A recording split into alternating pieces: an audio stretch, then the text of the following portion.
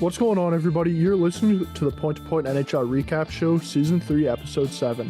I'm Pascal Pryor, joined by Mark Havlack. And Mark, I got a special gift from you, I know we made a bet a couple weeks ago when my Flames were playing your Canadiens, and unfortunately my team got smacked in that game. So I got a nice, beautiful Carey Price Montreal Canadiens jersey.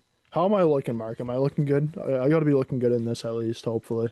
The red looks good on you, dude. I also had a white option for you, but well, I mean, you wanted to pick the Price one. I feel like Yeah. you kind of just think he's a legend and you wouldn't mind wearing his jersey. So it looks good on you, dude. A lot of people are saying you should just keep it for the rest of the year just because they don't think the Flames are going to beat the Canadiens next time. But I'll be honest with you, dude, like that game, I felt like you guys outplayed us for a decent amount of it. Like you guys only had one goal, but I think Dobish had a really good game. I think he had like 35 saves. Wolf played really well as well. So I don't know, man. It's like anyone can beat anyone any given night, right? So it's like I'm not guaranteeing that we're going to beat you guys again, but I am hoping that I don't have to put a Flames jersey on this year.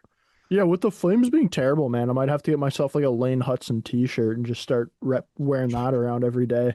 I won't wash it the whole year too, and I'll wear it like every month. Every time the Canadiens play, I'll wear it and I won't wash it. It'll be pretty gross by the end of the season, so we'll see how everybody likes that. Let's get right into the big news though from this week. The New Jersey Devils, they're going to be missing Jack Hughes for up to 2 months. Hughes cut his hand at a team dinner and has undergone finger surgery. The team basically called the injury, it was just a fluke accident. Mark, I hated seeing this, dude. Not only because I got him on all of my fantasy hockey teams, but Jack Hughes is a guy, man, that came to the league. There was a lot of talk about him like maybe being a generational guy. I feel like he's lived up to it when he's healthy, but he's had a lot of health issues and injuries throughout his career, right? Like he missed a fair bit of time last season. It really sucks to see that he's injured again. And I think the thing that sucks about seeing this the most is the fact that like it's a non-hockey injury and it's just like, as everybody's calling it, right? Like it's a fluke accident and it's like, how do you really he couldn't even really avoid anything like this, which is really what sucks the most about seeing this injury. How do you feel about this injury, and what do you think this means for the New Jersey Devils? Yeah, I mean, I was pretty shocked when I saw this for the first time. I was watching the day game on Friday between Pittsburgh and Nashville over in Sweden, and the Sportsnet bar just came at the bottom, and I was like, what? And that's what made me think right away, like, yeah, I don't think this is kind of like fake news. Like, you know what I mean? I don't think Sportsnet would be reporting something that's potentially like not confirmed. Yeah, dude. I mean, there's a lot of people kind of speculating like what happened. Was it kind of like them being drunk and stupid, whatever? Everything I've heard is that it happened pretty early in the night and he was leaning on a glass and the glass broke and then it cut his pinky. So, I mean, it happens, right? I mean, you could even just like have your hand on it like this or something, right? And then like if you lean up on it too much, maybe you're engaged in a conversation and the glass just breaks. Like, I'll be honest with you, dude, I was out for drinks like a couple of years ago and it was kind of a different situation in the summer. But it can't like a glass came out of the dishwasher and then I got a pint and literally the bottom half of the glass broke off and the entire drink spilled all over me. But that probably had something to do from being in a dishwasher, which is warm, and then it comes out, and then it's a cold beer, right, in the middle of the summer. I don't know. It could be something as stupid as that, right? Like, I don't – like, there's nothing in me where I'm like, I think they're, like, lying about something. Like, I actually do believe that this was like a fluke accident. It does suck to see. The one thing that is good, though, is – I was actually curious how long he'd be out because it's like if he cut a tendon, like, dude, that could be like 4 to 5 months. Like and he got pretty lucky, to be honest, that it is only 8 weeks. It seems like the long part of it is like he won't be sorry, I'm not really saying this properly, but like the farthest he's going to be out as speculated, like he'd still be back for the Olympics is what I'm trying to say. The one thing that I do wonder, though, dude, is like I have him making the Olympic team. I know we're going to get into that in the future, but like right now I do. He didn't play that well at Four Nations last year, and the one thing that does concern me a bit about it is one of his best assets is his hands. And it's Yep. like, do you think his hands are going to be like up to par and back to where they're at potentially 3 weeks after he's fully healthy? I know I kind of went off guard and I didn't really answer your question about like the Devils. I'll get into that after, but like, do you kind of agree with what I'm saying? Like, are you concerned at all with him? I think he's going to be back in time for the Olympics. I'm just kind of curious about his like impact in the Olympics. Yeah, it is a bit concerning because not only the thing that you mentioned that like his best asset is his hands, but it's also like you're going to be trying to get up to game speed when all these guys have been playing for the last couple months, right? It is going to be tough for him, but I don't really have any worries about him making the team. Like I think he's still going to be a lock to make that team, especially considering that the rosters are bigger for the Olympics than they were for Four Nations, right? So I don't really have any worries about him making that team, but I do have a bit of worries about what kind of impact he might be able to have on that Olympic team. And as you mentioned, right, like he didn't have a great Four Nations face off last year, so it's like already with that, it is a little bit worrisome of like maybe what type of impact he will have, but I do want to see him there, and I do want to see him as an impact player. Like, man, this is a player I love to watch. He's a ton of fun to watch, and it definitely sucks seeing him out. He's having a great Looking start to at the season, dude. Great he's start to the season. great start to the season. Looking at this for the Devils though, I was kind of thinking back to last year, right? Like last year, he gets injured, and the whole kind of narrative is like, man, the Devils just need to hold on for like they just got to hold on for this time that he's out, right? I'm looking at it completely different this year with the Devils in this situation, right? Like, of course, he still is that guy on the New Jersey Devils, but the Devils are off to a great start this year, and they're getting production from a lot of different areas in their lineup. So this year for the New Jersey Devils, I'm not as much like, oh man, they just gotta hold on. They just gotta hold on to things. I think the New Jersey Devils are still going to be able to go out there and pick up points and still be a team to kind of fear in the East as we've seen early on in this season. Do you think the same, or do you think the Devils should be pretty worried here?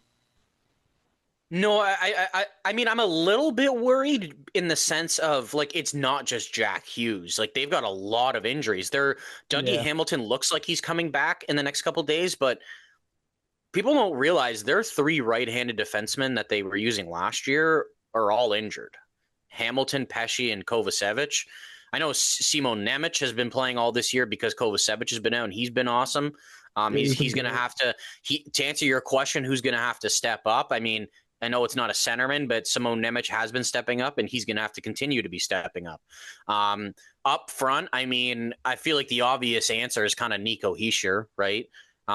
Being kind of that categorized as I would consider him more of like a lower end 1C, maybe even like a mid end 1C that's Yeah, playing a 2C role because of a guy that's better than him. Nico Hischier's proved in the past he can put up a point per game and play really reliable defense. So no, I'm not that worried about the Devils. I don't think they're gonna like fall off kind of like they did last year. But I will say though, I do kind of see a move coming. I will be honest with you. I don't know if it's going to be significant, but I think that they're going to try and go after a guy that, at least right now, that's probably more of like a middle nine forward. And they might even be active on the waiver wire, I think, for like a right-handed defenseman in the meantime, depending how how long Pesci's going to be out for. But it's like, dude, Jack Hughes is out. Dodonov's on LTIR. Connor Brown's out. Cody Glass is out right now too. Right? Like some of these aren't yeah. super long term, but you kind of just got to hold the fort. And there are other teams in the league that are dealing with a lot of injuries as well. But I know we talked about the Devils like before the season and like what they could do. Like I still think long term they need another top six forward.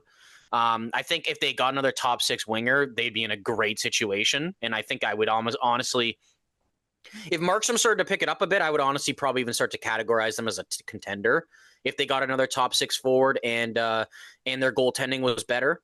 I know Jake Allen's been pretty good for the most part this year, but I mean Markstrom's your guy, right? Like He's you been paid him to be your brutal. guy, and he's been fucking terrible, dude. I know it's kind of going off the rails here, But it's gonna be hard for them to acquire like a physical top six forward. I know ideally that's something that I've kind of pushed for them to do.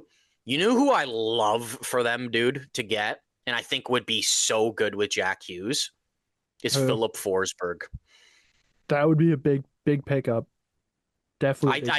He's you know what I mean? He's cost controlled at 8.5. It's kind of right in the range of where you're paying your best forwards. And I think that Forsberg, he's really like, he's really reliable, right? Like he's got a ton of skill, but like the one thing about Forsberg I've always admired is that he's never cheated the defensive side of the puck ever.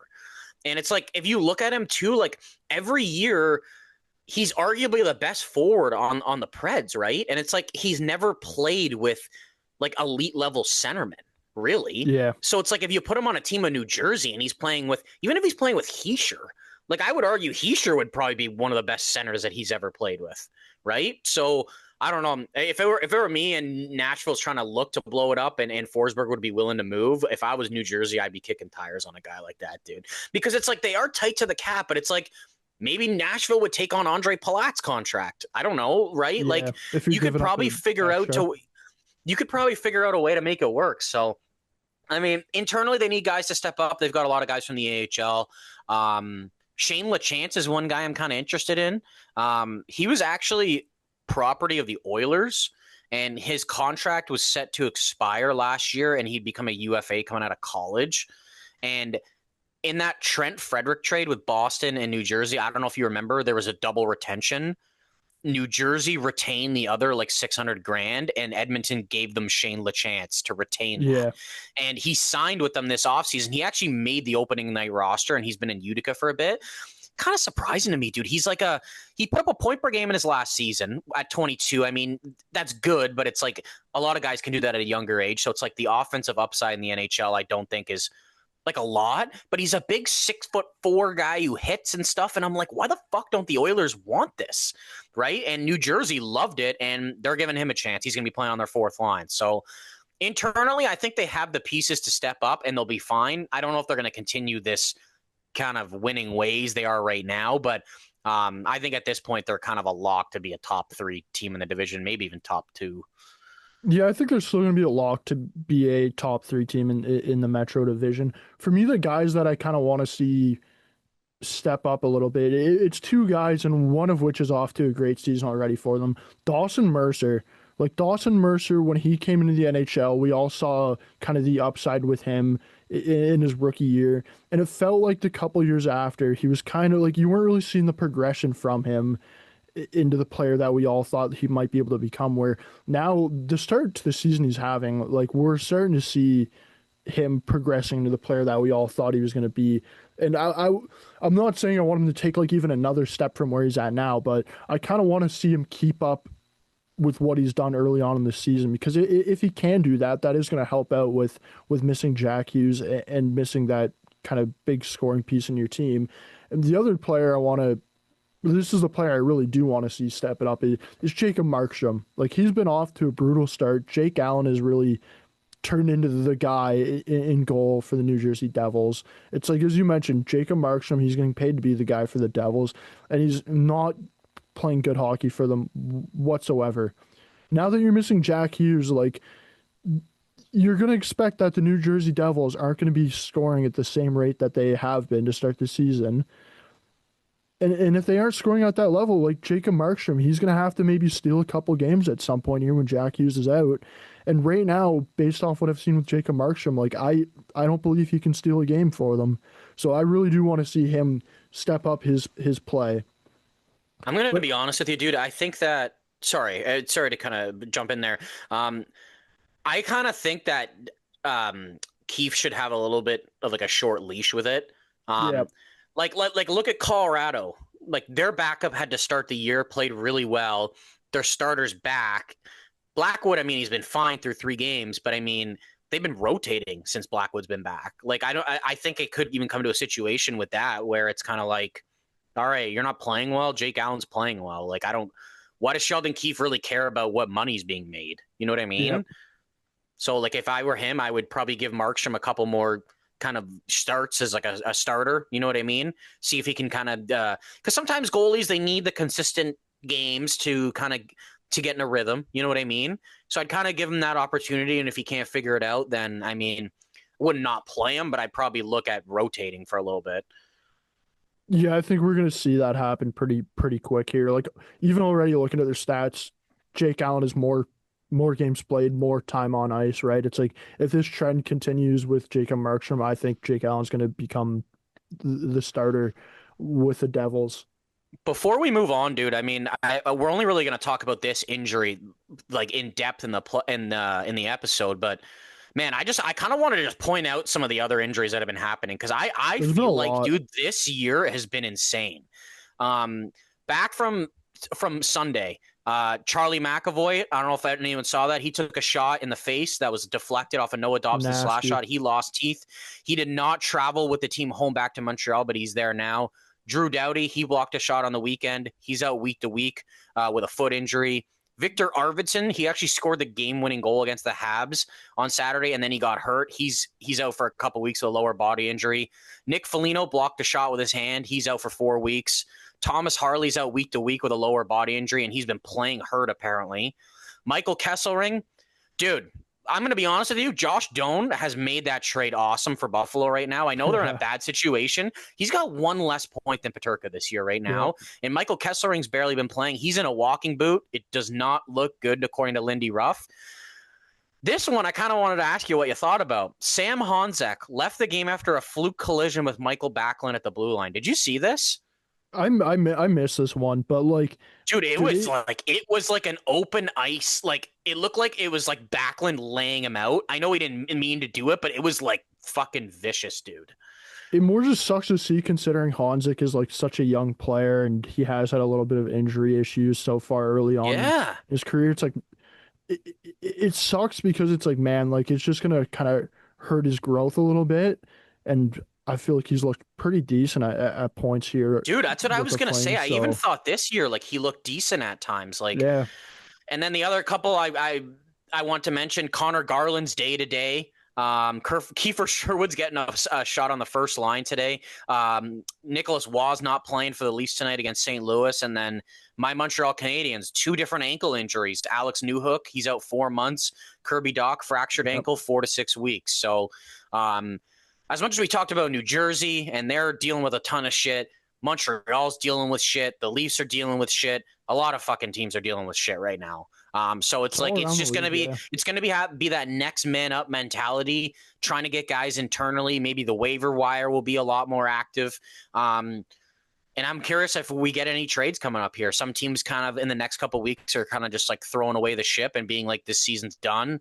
And maybe they're willing to trade some guys. So I think it could be a really interesting couple weeks leading up to Christmas, dude. I was gonna mention like American Thanksgiving's coming up here towards the end of the month, and then you get into the holiday seasons, and this is where the trades really start to pick up. So with all the injuries we've seen around the league, like I would not be surprised if a lot of teams are calling some of these teams at the bottom of the league and saying like, hey, like we're willing to give you some assets here for your players.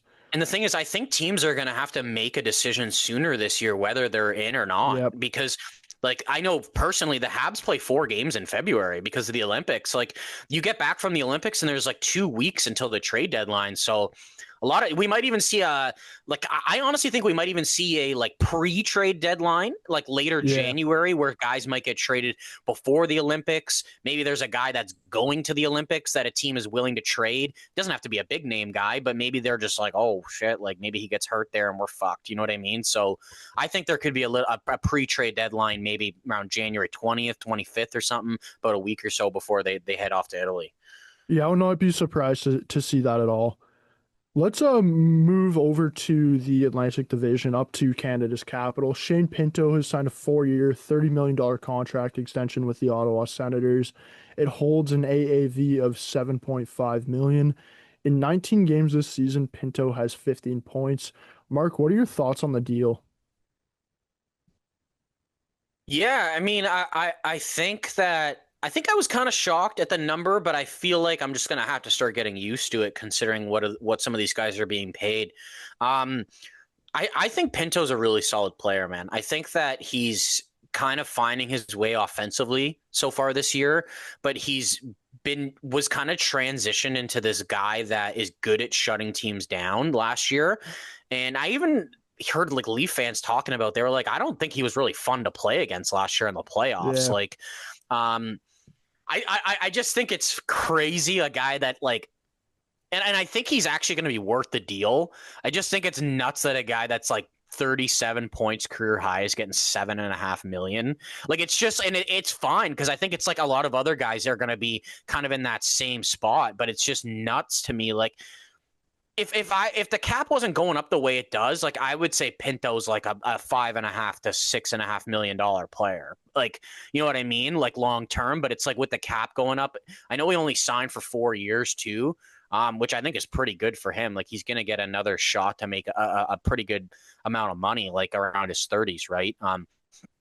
But dude, I love the Sens. I'm kind of jealous of their like 1-2-3 center punch that they've got locked in. It's nasty. Like Stützle is under 8.5, Cousins just over 7, Pinto 7.5. I know it's a lot of money to allocate to your center, but if there's one position you want to do it, I think it's your centerman.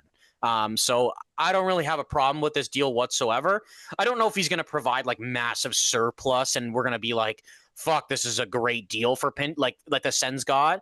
But I think he's going to be worth around like, I think throughout the duration of the deal, he'll be like a $6.5 to $8.5 million center. And I think 7.5 is a really good number for that.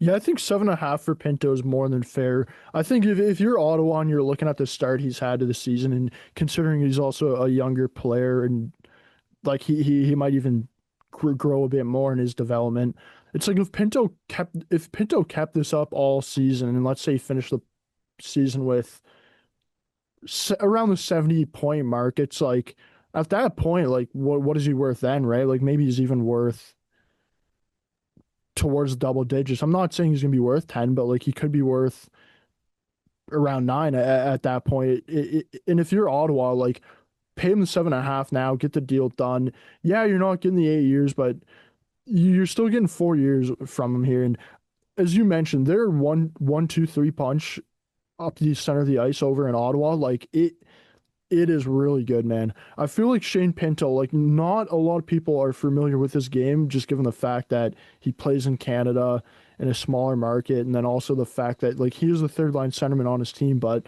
if you look around the league at a lot of different teams, like Shane Pinto would be a second line center on, I feel like majority of teams across the NHL.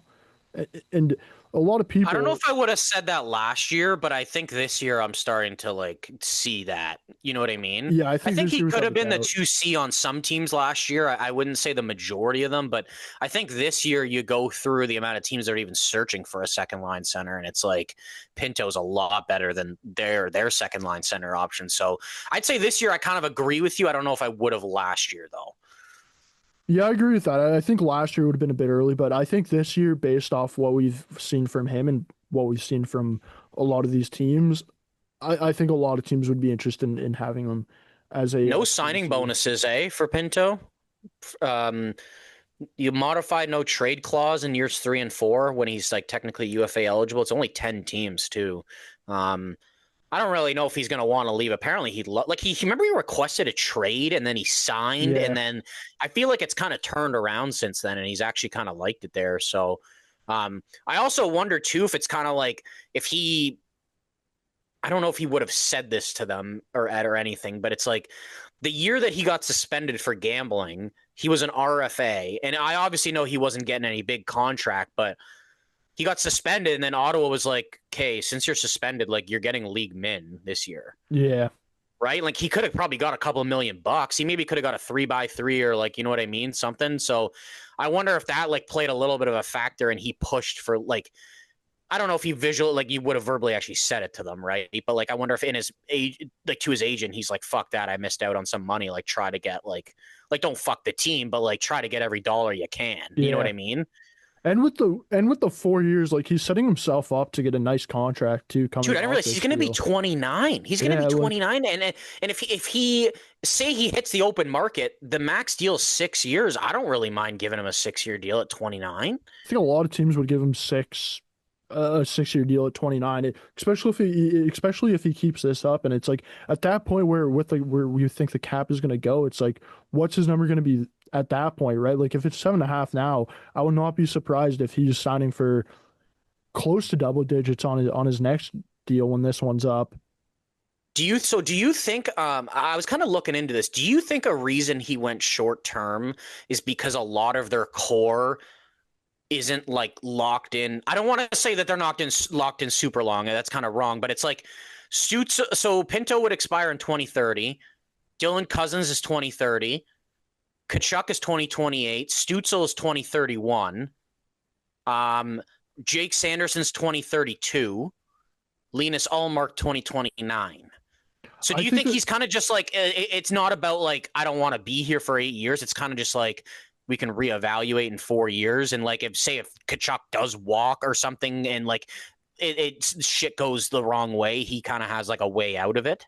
I, th- I I think the reason he only signed 4 years is because Ottawa was not, from what I've heard, is that Ottawa was not willing to, like, they couldn't make the 8 years work because if Do you think that number would have been 9 million if it was 8 years? yeah, I do. I think it would have I been do around too. there at least 8.5 to 9 mil. I think, and I don't think Ottawa was willing to go to that for their third line centerman, right?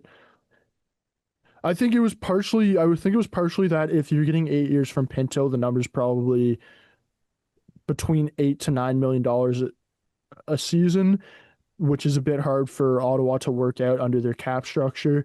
And then I think the other part of that is Pinto's fine taking the 4-year deal because it's like it's going to set him up for a really good contract coming off this deal, right? It kind of Yeah. works out. It kind of works out here, good for both parties.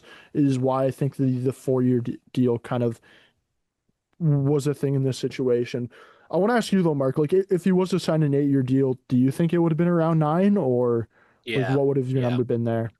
I probably would have said like 8.5 to 9. Because like Yeah. if we're kind of looking at he's not honestly like nothing against him, but I don't think he's got the upside or the skill of like Logan Cooley, and he's a bit older too. So it's like I think double digits is kind of is kind of a ridiculous ask considering Logan Cooley just signed like two, Yep. right? Like so I think that I'd be way more comfortable with it under 9 because then it's also like think about it this way, dude. It's kind of like he's playing like a 2C, but like at nights he could be a 3C. And it's like, imagine he's making 9 when Kachuk's making 8.2 and Stutzel's making 8.3. Like, I But know it's a different time, but I think it'd be weird for like him to be see, making that much more. I was kind of thinking about that as well, but I think I'm looking at that completely wrong now. And it's like, man, like some of these guys signed like 3, 4 years ago when the cap wasn't going up and we didn't know if it was going up, right?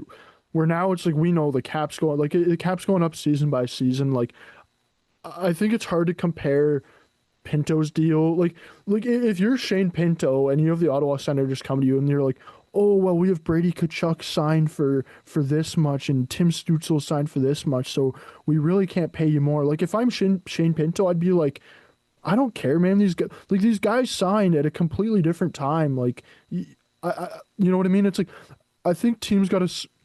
We're gonna see teams stop comparing these contracts that were signed a couple years ago when the cap wasn't going up to guys now where we know the cap's going up, right? And I think we're going to see players, agents, teams stop with the kind of the whole comparison, right? Like we've already sort of seen it this summer with Kaprizov and some of these guys that have signed where it's like Kaprizov signing at 17, like Minnesota easily could have been like, oh, like you look at all the top players around the league, this is what they're getting paid. Like 17 is $3 million more than these top players, and Minnesota's like, nope, like we can't look at it that way. It also kind of helps Kaprizov out that Minnesota like desperately needed him, but I think we are going to start to see or stop seeing teams and players and agents kind of comparing contracts that are about to be signed to contracts that have been signed for the last couple seasons. Let's talk about another guy that signed a big time extension, Mark. Over in LA, the Kings and Adrian Kempe have agreed to an 8-year extension with an AAV of 10.2, pardon me, 10.625. Kempe was set to be a UFA at the end of this season. Dude, I love this deal for the Kings and Kempe, man. You're getting a hell of a player in Kempe. You're getting him for 8 years. And he was a UFA, man. Like, if he hit the UFA, I think a lot of teams would have been willing to go a decent bit higher than what he's set to make. What do you think about this deal, though? I was shocked, dude. You might call me crazy, but I actually thought this was going to be the one guy that was actually going to hit the UFA market. Yeah. I wasn't too sure.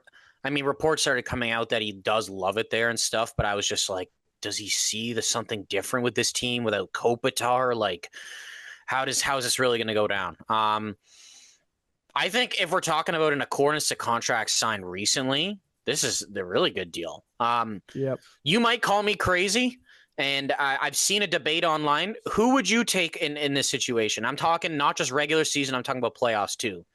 Would you take Kempe or Marty Necas? Because I'll be honest with you, I think the playoffs play a little bit more of a factor into me, and I would prefer to sacrifice 15 points of a year to have the way that Adrian Kempe plays in the playoffs. Because Yeah. I think he's been great every year against the Oilers, and it's just kind of been they can't get it done with the team, right? Like, The thing I know with he doesn't Kempe produce as too. many points, but what if you put him with fucking McKinnon, dude? I don't know. The thing with, yeah, I was gonna say that the thing with Kempe too is like he's the main scorer, the main offensive production there, kind of on the Kings. Like he does have some talent around him still, but you're not playing with Nathan McKinnon, right? Like if you're Adrian Kempe and you throw him on the Avs, maybe he does become a 100 point guy and this big playoff beast. So I think comparing those two guys, like it is a bit tough, but They are very different players yeah, in the sense like besides that they're both very fast, right? Like Natchez isn't very physical, but like I think Kempe's he's kind of like adapted that like almost like fuck you into his game the last couple of years. I feel like where he is turning into like a power forward too, that can score a lot of goals. I just look at it and I don't think it's a big difference between Kempe and Natchez. I just think I would at the end of the day prefer Kempe, and it's like when I'm looking at it.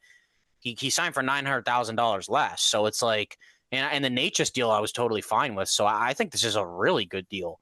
Like I did a video on my channel. I think I gave it an A- because also it's like he signed till he's 38, but it's like I look at that so much differently for a guy who can skate. yeah, I always do. It's so much different to me because I know he might not be a first line winger at 38, but I still think he can be very impactful. Because think about it now. It's like, I know he didn't sign an 8-year deal, but we're looking at Stamkos, right?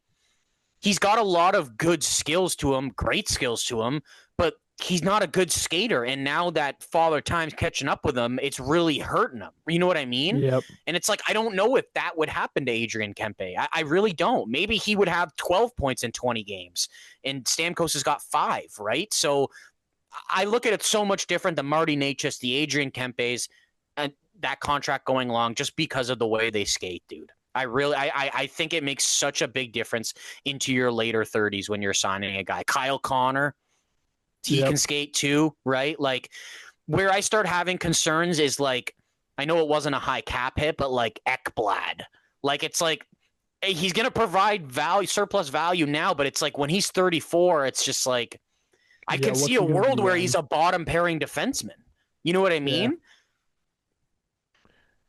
Yeah, for me, the biggest thing I like about the Kempe deal, to be honest, is like LA here has really set themselves up for life after Anze Kopitar, right? Like Kopitar's gonna be leaving. If you lost Kempe as well going into next season for LA, like that's gonna hurt a lot. Like at that point, it's like, do you almost consider kind of going into a rebuild?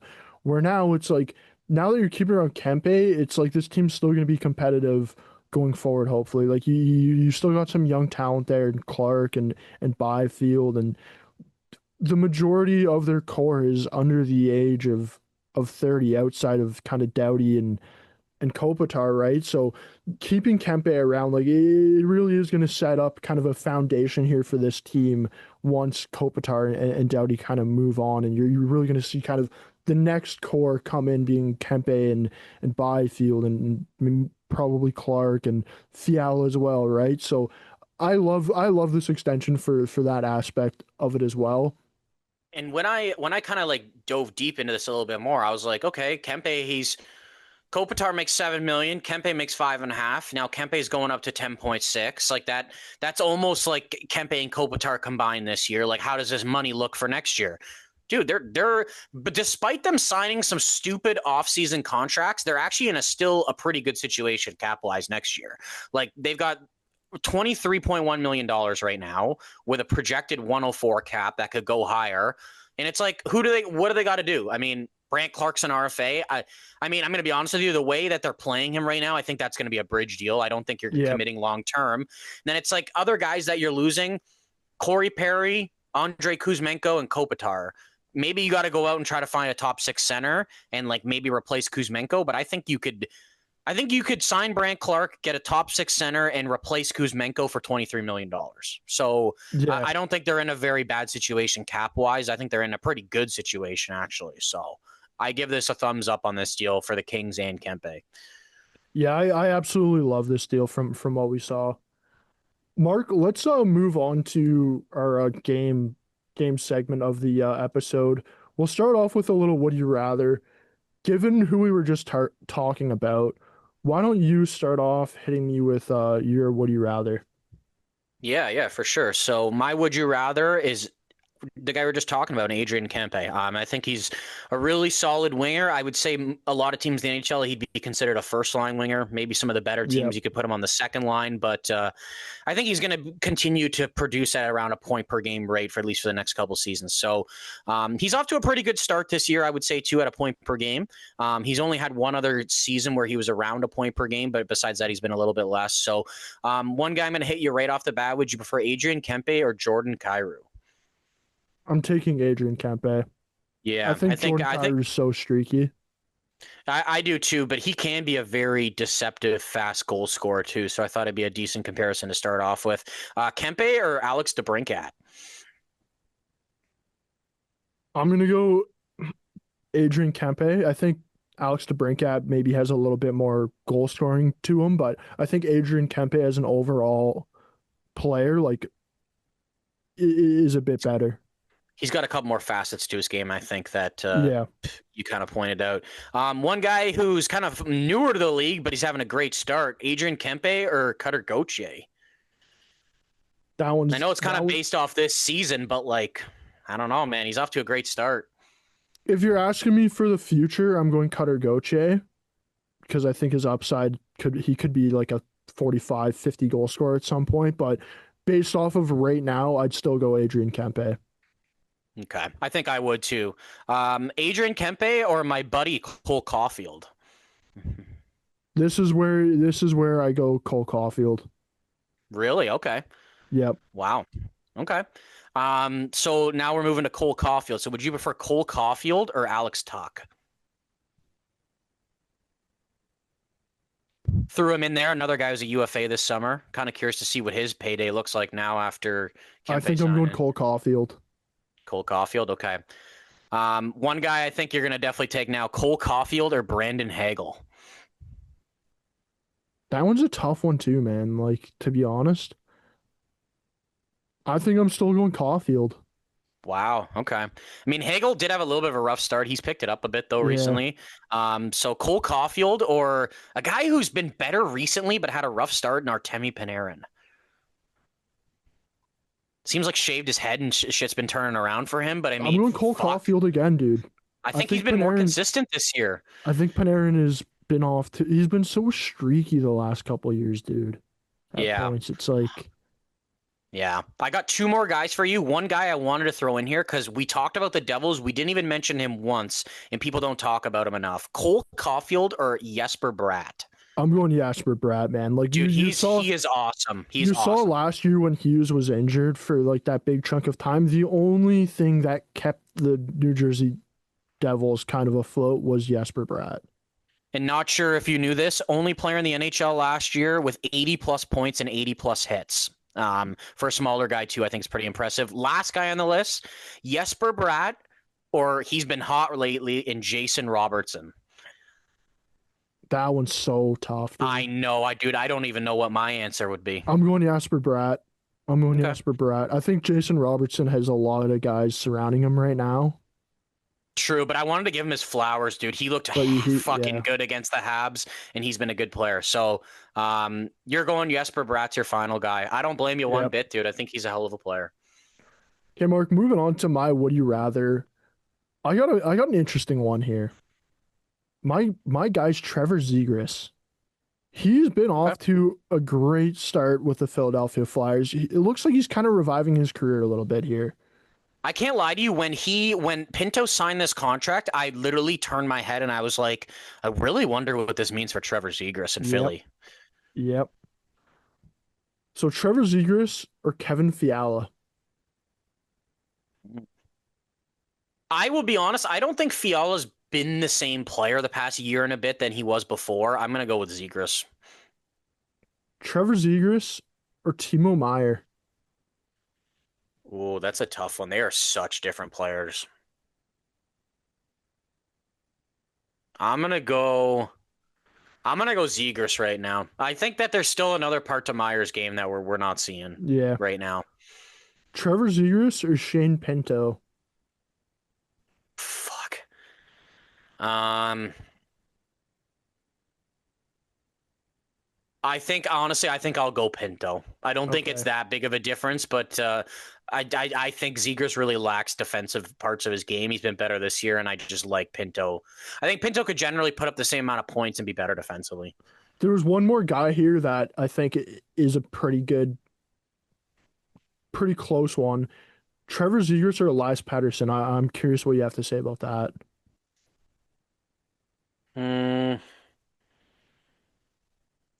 I think I would go Pedersen. Patterson? Yeah. I think they both have inconsistencies. Pedersen's kind of got a bit of a higher ceiling. He's been okay this year. He hasn't been great, but yeah, I think I go Pedersen. But yeah, it is crazy for Trevor Zegras that he gets out of Anaheim and kind of that toxic relationship there with the team, goes over to Philly, and like you're seeing him, it's a complete 360 of what it's been the You last almost couple of could have years had in him for Anaheim, man. free, basically. Fuck, dude, this Uh, summer. It's just like, A lot of teams are probably looking at that and they're like, fuck, dude, like why did we not try to get in on that trade there for Zegras? Let's move on to our kind of NHL trivia part. Mark, I'll hit you with my draft class first. I got the 2014 draft class up in front of me, and I want you to tell me the top 5 players in points from that draft class. 2014 draft class. Okay. Give me one That second here when I pull up my timer. okay. That's Aaron Ekblad's year. Sorry, so top five in accordance to points. So, top 5 points leaders from the 2014 draft class. Okay. Timer starts now. Is Aaron Ekblad in there or no? No, he's not even close. Okay, because I know he had some big seasons. I just didn't know if he got up there. Dude, I am so blanking on this draft class. It's not even funny. Draisaitl, Draisaitl's 1. Sam Reinhart, Sam Reinhart is 5. um, Philip Forsberg. Nope. No, I don't think he is. Marty Necas, or he's he No, younger? he's younger. Um, Ekblad went 1. Sam Bennett is definitely not in there. No, he's not. Um,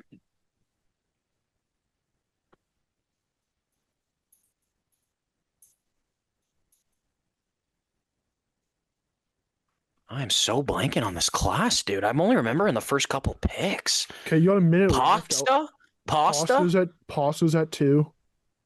How So much you're time? missing. You got 20 seconds left, and you're missing 3 and 4. So Pasta, Reinhardt, Draisaitl, um, William Nylander. He's 4. He's at 4. So you're just missing whoever's at 3. Is it Jesper Bratt? No. Okay, time's up. I'll He's give not you that. one last guess here. Fuck, I'm blanking on who the hell it could even be. Um,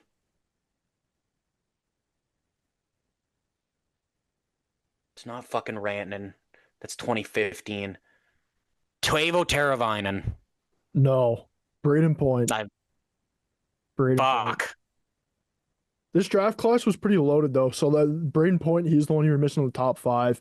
But then like after the top five, you got Dylan Larkin, Nikolai Ehlers, Kevin Fiala, Schmaltz, Adrian Kempe, Jared McCann, Victor Arvidsson, Alex Tuck, and then Ekblad and Bennett are there. Like this is a pretty loaded draft class looking at it right now. Yeah. Okay, so for mine, I'm doing the 2012 draft. Okay. This is unanimously not a good draft. I wanted to not do points, but I think it's going to be too hard if I don't. I was going to do games played, but I think you're not going to get that at See, all. I think I'd be better with games played than points. Okay, well we'll do games played. We'll do the 2012 draft, the top 5 players in games played. Okay. They are all still current NHL players. Let me just get my timer out. Because even the points, it's kind of tough, but the games played, I feel like it's even tougher. But The games played, I think this is where I'm going to be better at, man. okay, so Call me crazy. you are going now. Top 5 games played in the 2012 draft. Okay, Morgan Riley, Yep, he is tied for first. Andre Vasilevsky, Technically, no, it wouldn't be because he hasn't played 800 games. Fuck, that's true. Because I remember this draft class was terrible, but the goalies were 809 games is the 5th place guy. He's got 809 games. Philip Forsberg. No, actually, he's 7. He's played 7? 800. Guys from the 2012 draft class. You've got 50 seconds. I'm blanking on guys who were even taken in that draft. Neil Yakupov, I know he's not on that list. Alex Galchenyuk, is he on that list by any chance? Because he was in the league pretty young, right? He's not in the top 5, but I mean he's probably ranked about 30th. Okay. You got 30 seconds. Who else was in that draft? I'm trying to think. I feel like the other three out of the other 4 guys, I would even be shocked if you knew it was this draft because I didn't. Like Shane Gostisbehere?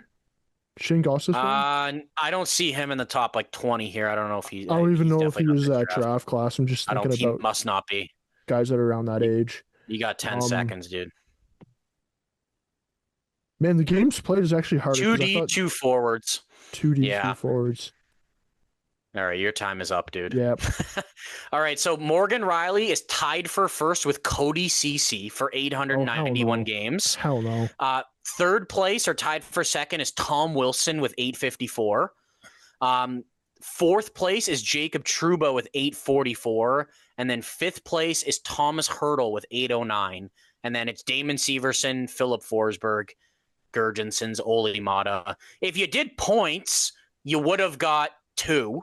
Because you would have got Forsberg and Riley, and then Hertl's technically 2nd, Teravainen 3rd, Gostisbehere is 5, but he's only played 699 games. So what a bad draft class. What a bad draft class. Yeah, I know. I felt bad. I was like, I don't know if I should do this or not. This is really tough, you know. I think just comparing these 2 draft classes, the 2014 one to the 2012 one, I think when you're looking at total points, dude, I think I'd take at probably 10 guys in the 2014 draft class before I'd take a single guy from that 2012 draft class. Well, I think the only good 2012 draft class is Vasi and Philip Forsberg. And Forsberg. And then after that, it's Morgan Riley, but he hasn't been great. You know what I mean? It's like Alex Tuck isn't even in the top 10 of the 2014 total points draft class. I think I'd take Alex Tuck over everybody except for Forsberg for total points in the 2012 draft. Well, class. When I was doing my breakdown for the Kempe extension, I think Kempe's 9th or 10th in his draft class. Well, Kempe is the 2014 as well. It's like, would you almost take him over fucking Forsberg? Like, that's Yeah. that's a debate, right? And then Yep. Kempe be a top 3 pick in this draft. Man, the draft classes are kind of tough for some of them because it's also tough for remembering like who is in that who's in that class, right? Yeah, like how old they are too. Like 2014, I just kept thinking of 2015 guys and Rantanen and all these guys, and I just knew it wasn't the answer. Because for me, the 2012, what I remember from that is Vasi, and I think there was a couple other pretty decent goalies taken in that draft. Like I think Shesty might have been that draft as well. Or I know. I think Shesterkin, Sorokin. it was Hell, Shesterkin, Sorokin, Vasi, I think, in that draft class. No, I'm trying to take a look here because I'm very curious to see. 2012, we've got Stolars, Ullmark, Vasi, Connor Hellebuck, Freddie Hellebuck, yeah. Anderson, Matt Murray. It's basically it. But still, Hellebuck, Vasi, Freddie Anderson, Ullmark, Stolars, Matt Murray's won 2 cups. That's pretty good draft class. Goalies, But I think you're right. I think Sorokin and Shesterkin were the same draft. They may have been third team, though. Overall, though, that's going to wrap up today's episode. I know next week we're going to continue with some more games, try to do some we haven't really done so far. It's going to be kind of like a career path type of game. And then next week we're also going to start to get into our Olympic rosters. So we'll be choosing one team and we'll each make our team that we bring to the Olympics. So it's going to be starting to pick up a fair bit next week with some Olympics talk and more games. So stay tuned for that. But for everybody listening in now, thanks for listening in.